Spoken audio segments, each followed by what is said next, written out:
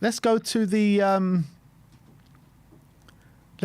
North London derby, shall we? Match preview for the North London derby, a game that just means so much to all of us, whether it's played in London, whether it's played in White Hart Lane, Tottenham Stadium, Highbury, Emirates, Wembley, Hong Kong. It don't matter where it's played. This is always a massive, massive, massive day. And, you know, they try to tell me this is a friendly. This ain't no friendly. There is never a friendly when us two come and play each other, is there, Brian? It's the biggest oxymoron, putting Tottenham and Arsenal and then saying the word friendly. Yeah. There just isn't a friendly. And it's going to be interesting to see a North London derby this early, isn't it?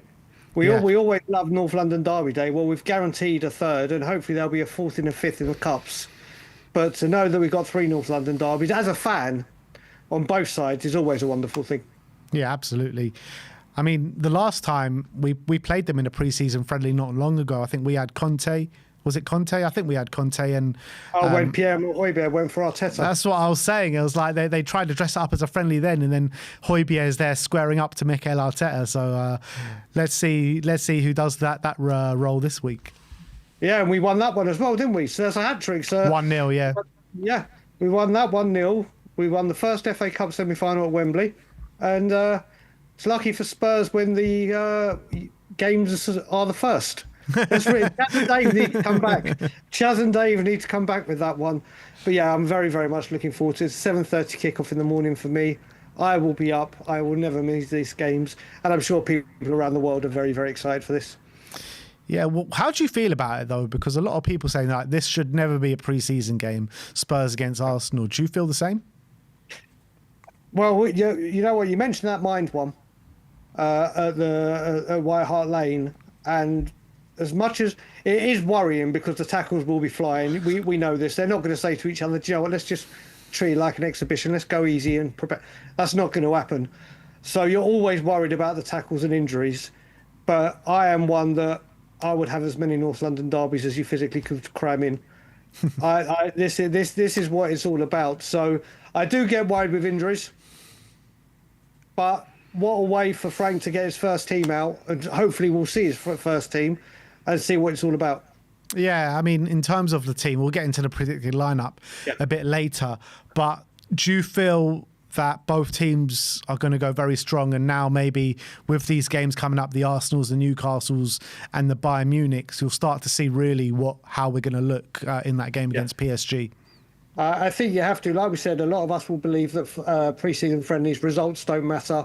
It's getting the manager's instructions onto the pitch and feeling comfortable, ready for when showtime kicks off with the Premier League Super Cup for us. But now it's this game. It's Premier League rivals and Bayern Munich. These are serious teams. These are serious teams, and we're now getting ready for the Premier League season ahead.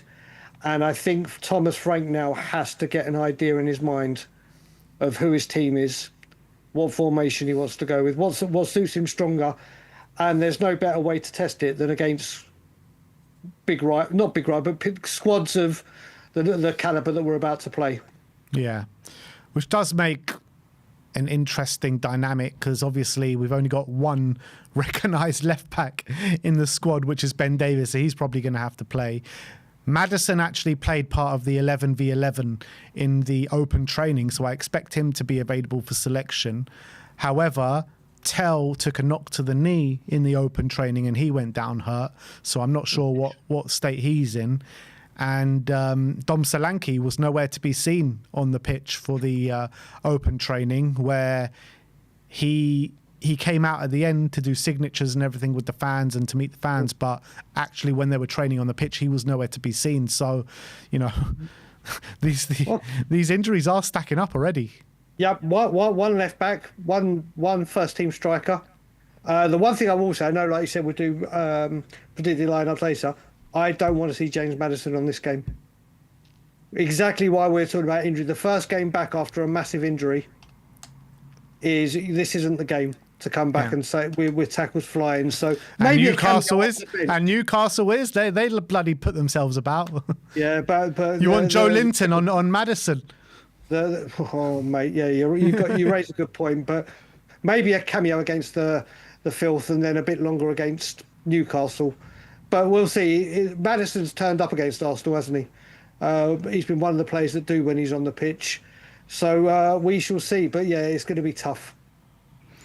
It will be tough. And when you're looking back at North London derbies, I think I know what you're going to say. But what is your favourite North London derby moment? Well, there's see my Paul Gascoigne's free kick was always or will always top it. But the very first North London derby I went to with my mates, not my parents or my dad, whatever, was the season after 9 from the halfway line when we had Jerry Francis as our manager. It was my first North London derby. We won 2-1, Teddy Sheringham and Chris Armstrong getting the winner. And that was an experience as a child. Well, I'd been about 14, 15 at the time. You can't take back your first North London derby win that you've ever seen, like just with your mates. That one goes slightly above the Gazza free kick because I was there. Wow. What about you?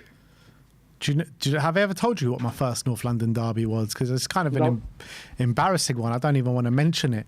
My first North London derby was the one that they won at White Hart Lane, the league. Oh, Jesus. Yeah, that was the first North London derby I went to. Jesus, that's... So didn't start off on the right foot with that one. Yeah, well, you and me had slightly different contrasting games. Yeah, so I mean, obviously we were 2-0 down, and then we got it back with that Jamie Redknapp goal and that Robbie Keane penalty in the last couple of minutes. And actually, the stadium was buzzing at that time. I don't know if I was very young at the time, so it's just like I don't remember leaving that stadium unhappy. I remember everyone leaving that stadium happy because we got it back from 2-0 down, which is a weird dynamic. It is. I can remember the stadium going absolutely nuts. But you've also got games that I was watching in pubs like the 5-1 in the League Cup when we won it in 2008, the 2-0 down at the Emirates and then winning 3-2. I just remember going to Southgate Station and just waiting for the Arsenal fans to come up with about 50 Spurs fans just literally go. There's been some great moments. There's been I was some there that day. ones. Oh, also in the 4-4 when my mate phoned, and this is before smartphones, and he left when it was 4-2, and he's going mad at me, going, ha, ha, ha, ha. I was like, what the hell are you laughing at? And he goes, 4-2. I was like, no, 4-4. And he didn't believe me. He went into a pub to find out. And from that day, we said there needs to be a 2-hour calling period after every North London derby before we speak. So there's always great memories, aren't there? Yes, I was there at the 3-2. And I was running late that morning, and I quickly drove there, and I found any old car park I could to stick my car in, and it was one of these driveways that people rent out, that people just charging, I don't know, 10, 20 quid to put their car in. And I was the last one in, obviously. So he goes to me, make sure you're back early. And I was like, yeah, don't worry, I'll be back early. And I blocked all these cars in, and I completely forgot where I parked the car. And after the game, obviously, I'm inside the stadium celebrating for ages. We've just beaten Arsenal at the Emirates 3-2. And I finally find my way back to the car, and there's about 6 or 7 cars with people standing outside waiting for me for ages. Just all of them had Arsenal shirts on, all absolutely fuming. And I come bowling in there with my Spurs shirt, and I look at them and I was like, fucking good game, lads. And I just got in my car and drove off. Oh my God, that was brilliant. When you told me that story, that was fantastic. Just some amazing memories. I mean, the one of recent time, that 3-0 at the Tottenham Hotspur Stadium under Conte, that was just incredible. I think in terms of atmosphere at the new stadium, that's probably been up there with one of the best. I think maybe Bodo just about eclipsed it just last season in semi-final. But yeah, I mean, that was one of the moments in the new stadium, not that we've had many. That was one of the best, obviously, the Europa League final at the Scotland Yard. But that 3-0, well, and you know what? I was so annoyed with that game going into it because I was back in England, remember, and I was meant to come with you to the January one. But they obviously did the run-off because of COVID.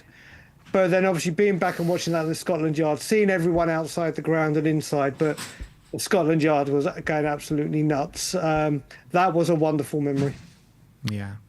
Just so many good ones. 5-1 in the Cup when we went on and won it in 2008. That was just insane. And it's just moments like that I look back and be like, I really miss White Hart Lane, man. That place was so special. For those games, I mean, White Hart Lane was incredible for atmosphere, especially near the end. But the North London derby was always just guaranteed, no matter what. Another one I watched it in the pub was Harry Kane's first North London derby when he scored that header. Yeah, that header is my favourite Harry Kane goal of all of them. I love that header, and to do it like it was schoolboy's own stuff, weren't it? And his first North London derby, Spurs kid. God, mate, we could do a 3-hour stream just on memories of the NLD. So when people talk about this being a friendly, there is no friendly. No friendly whatsoever. But moving on to the game tomorrow, I do expect Spurs to go strong, and I expect Arsenal to go strong as well. I do worry about this game a little bit because you look at the way that we've started pre-season, we've barely been able to have a shot on goal, never mind create clear-cut chances from open play. I think the only goals that we've scored so far under Frank have they been set pieces? Matasar's wasn't set pieces. No, yeah.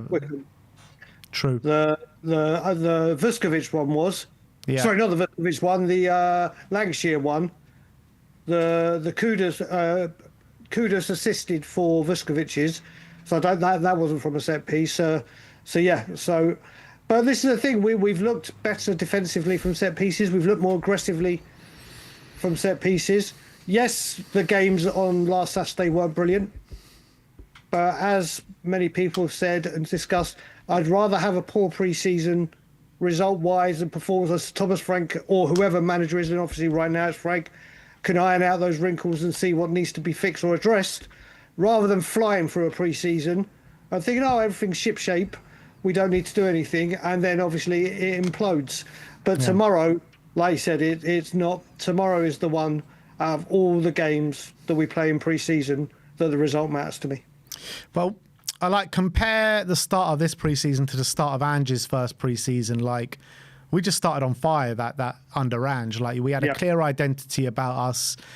We could attack at will. We could create chances at will. Yes, we were open the other side as well and conceded a lot of goals that pre-season.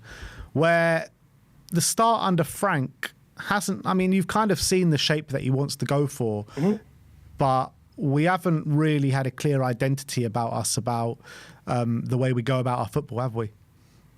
Not so far like Ange did, but I think Ange played a lot of first-team players from the start as well. Because remember, we didn't have Champions League or Europe that season. So pre-season, he could be a little bit more versatile and give players more minutes.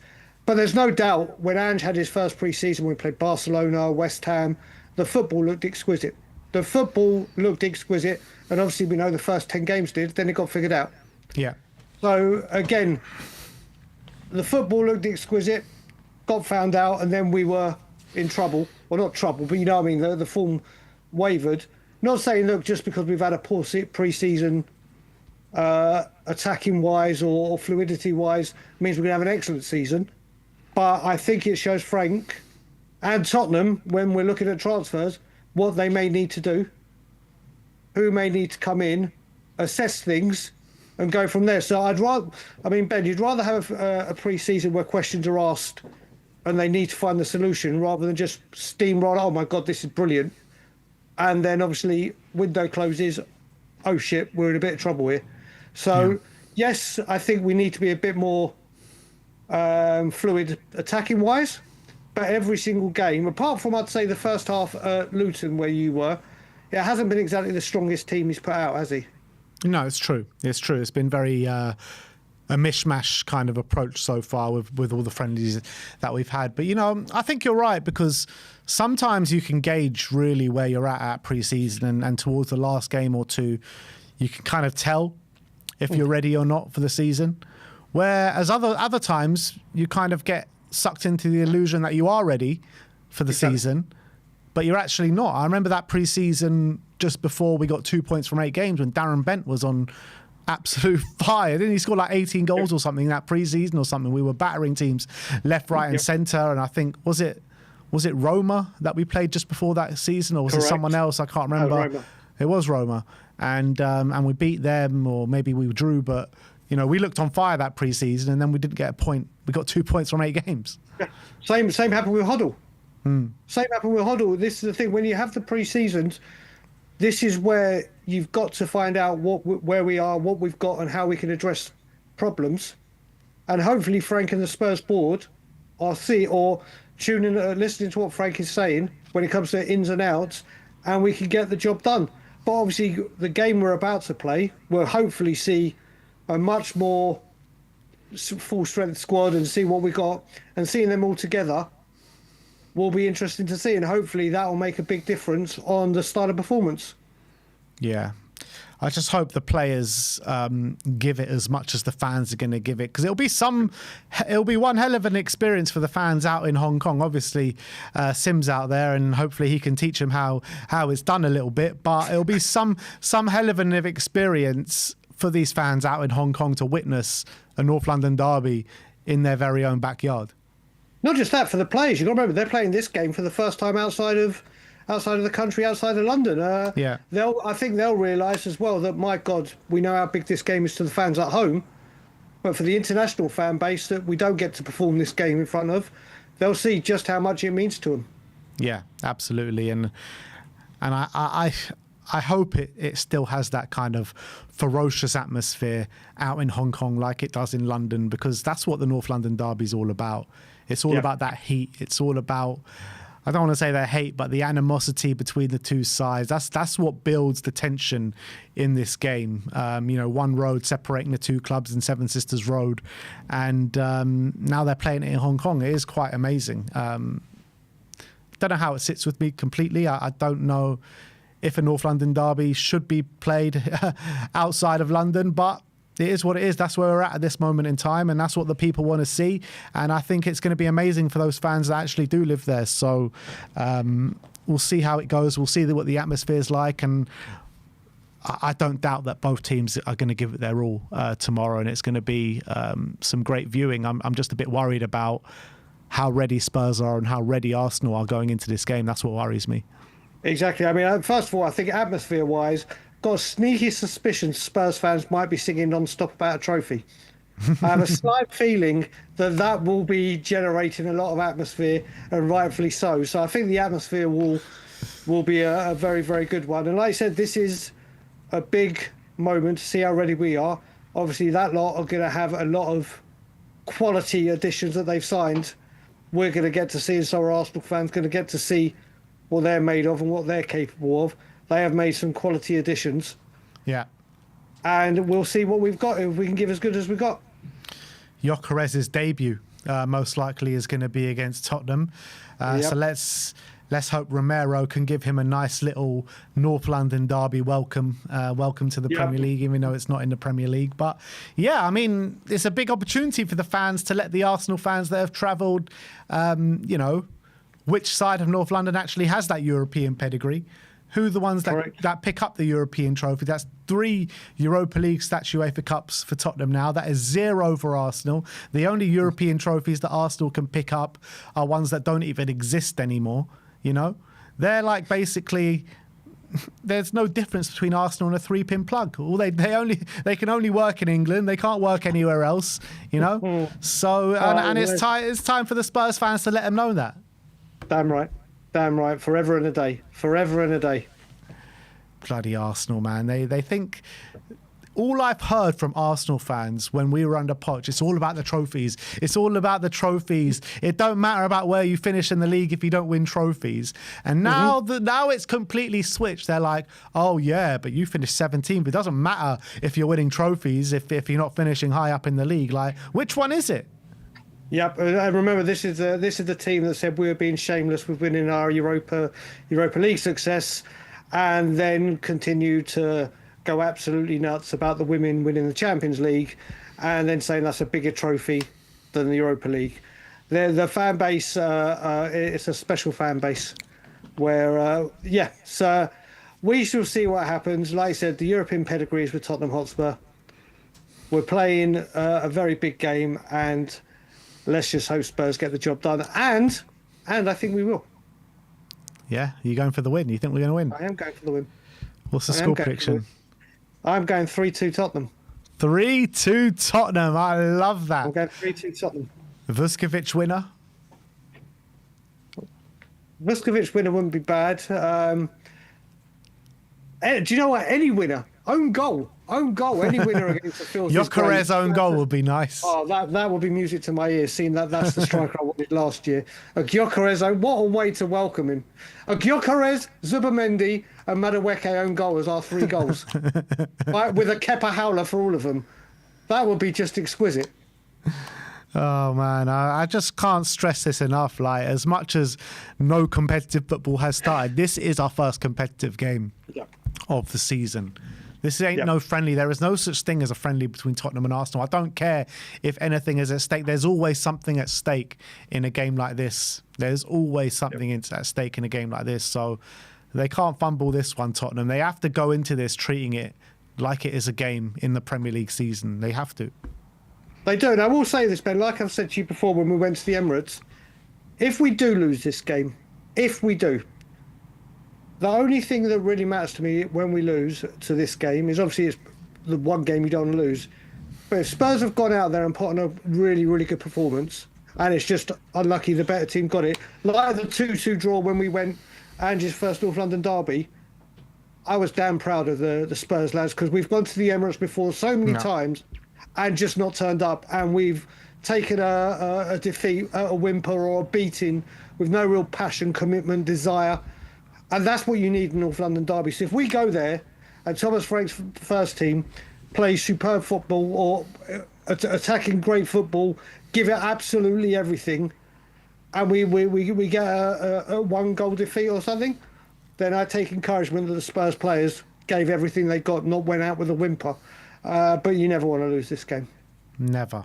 Losing is no option tomorrow. It is the North London derby at the K-Tech Stadium in Hong Kong. Let us know your score predictions in the comment section below. Brian is going for 3-2 to Spurs, and I am going to go for 2-1 to Tottenham Hotspur. So I'll be here on the watch long with Mr. Danny Kiriakou, taking you through the events in Hong Kong. Come and join us tomorrow. Sure to be a blockbuster. But let's